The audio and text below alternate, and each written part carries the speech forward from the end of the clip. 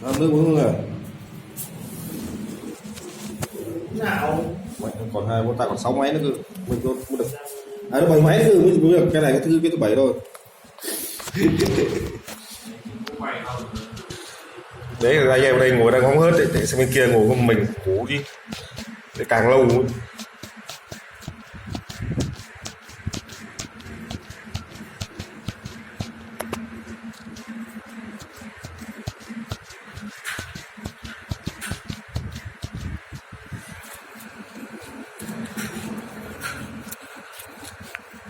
về hôm nọ tao không mang chiêu xuống đến còn giải.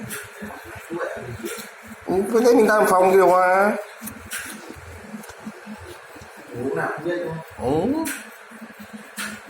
Ngủ thôi. Thật chất cái này là sáng mai đến là làm được, mà đừng coi là tôi muốn làm để sáng mai mình thời gian mình làm cái kia thôi cho nó nhanh, trở nhanh lên chứ. Chiều làm cái đâu được. Sung sướng thôi, mình nghĩ sung sướng.